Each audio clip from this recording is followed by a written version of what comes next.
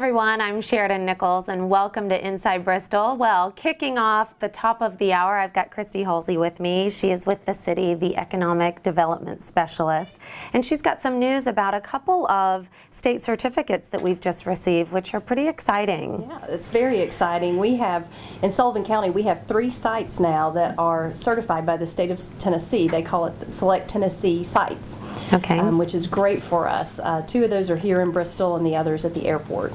So now, I was reading a little bit right before we got going today, and there are potentially maybe 22 states that could be eligible for these state certificates. Is that right? Well, it's only the state of Tennessee. Oh, okay, so it's just within our state. And there are 22 sites that are in 16 counties. Oh, okay, gotcha. And we have 3 of those right here in Sullivan County. So there's only 3 other communities that have 2 sites, and then everybody else has 1 site. Now, what does this mean? So we're sitting at home, we're like, what are these sites? Yeah, what is this certificate? Yeah, what does it mean for us?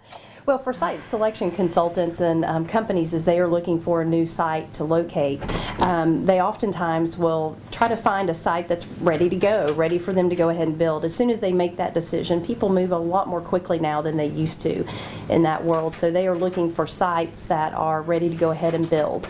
So we had to go through a long process, very detailed process, to be able to get the certification that proves to these site selection consultants that we're ready for them to build right here in Bristol. So what are some of those requirements? We had to do a survey, obviously, for the property. Environmental things such as soil borings. Do we have any protected property, or property animals, anything like that, plants. We had to do about 25 to 30 maps of our property that shows topography, any wetlands that might be on there, flood areas, just a multitude of different things. I have a notebook that's about that thick. And do they have to be the same size? No. Okay. To be certified, you had to have 20 acres or more, and Partnership Park 2 has over 200 acres. Bristol Business Park has right about 80 acres. Okay. And then the site that is at the airport has almost 30. So now, have you been contacted by any future businesses that want to come to this area? Not yet. We just got certified at the end of last month. So news is just now getting out. So the state will help market and promote that site for us, but we will also be doing our own marketing for our sites as well. That's great. Is there anything else that you want to add, or anything else that we need to know? Just that it's a great opportunity for Sullivan County and Bristol, especially since we have 2 of the sites right here in Bristol that are almost right next to each other. So we have a huge opportunity to get new manufacturing business to our area. And it's always been so successful in the past. Yes. You know, what was the last company, I guess, that came to this area? Well, U.S. Solutions was probably the most recent, which is a call center. And it always opens up tons of jobs, and it really does help the economy.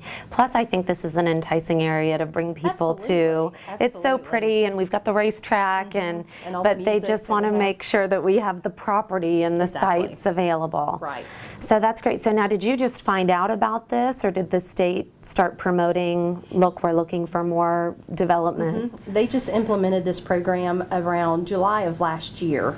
So it has been almost a year-long process for us. Wow. We started immediately. As soon as we knew that this program was out there, we applied.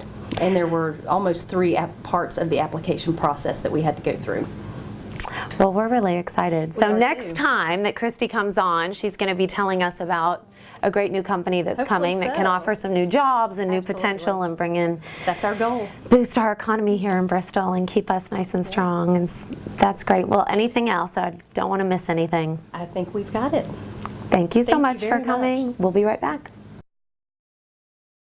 Welcome back to Inside Bristol. Well, we are meeting a true veteran today, not only a veteran, but also one that puts on some of the parades here in Bristol. This is Richard Ball. Thank you so much for being with us. Thank you for asking me. So now tell us about this parade that's coming up. We were saying right before we started that it has been going on for 60 years, the Veterans Day Parade. 60 years plus. Wow. And you have been orchestrating it for how long? This will be my 14th year. So tell us a little bit about the logistics. When is it? where do we go to see it? Okay, this year it'll be held on Saturday, November the 9th. Okay. And of course, it's always held in downtown Bristol. We start lineup at 8 o'clock Saturday morning, and the parade starts at 10. There's no entry fee. And I like that. Anything free. Did you hear that? No entry fee. And the lineup is as you show up, we just put you in place. So there's no being number one and showing up last. So as you show up, we put you in line on both sides That's of great. Morrison Avenue. And how did you get involved in this to begin with?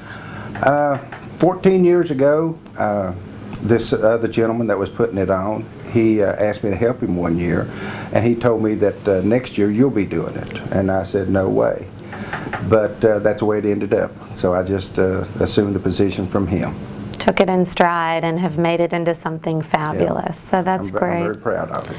So why do you think it's so important that we remember to have this type of parade in our city? And Well, for one thing, to remember our veterans. I mean, you know, without the veterans, there would be no free society, free independence that we have, the freedom to go and vote.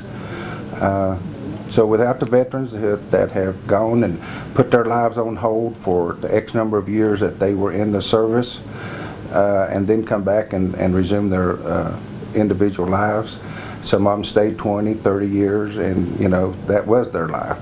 But mainly for the veterans, to show our appreciation to them. now, prior to doing the parades, I know you're a veteran. Which branch did you serve in? I was in the Air Force. Okay. And I served in 1966 to 70 in the Vietnam War, and I was security police. Well, we thank you. Thank you. And we're so glad that you're with us and that you're putting on this parade. And is it always a good turnout? Yes, depending on the weather, of course. But we haven't been rained out in the 14 years that I've been doing it. So we've been able to, we've had snow on one end of Morrison and sunshine on the other end and rain in between, but it always cleared up to where we had nice weather. Anything new this year that you're putting into the parade? No, nothing. I mean, just more entries I'm hoping for. And of course, we do the 4th, I help with the 4th of July parade. We have very few bands, if any, because school's out.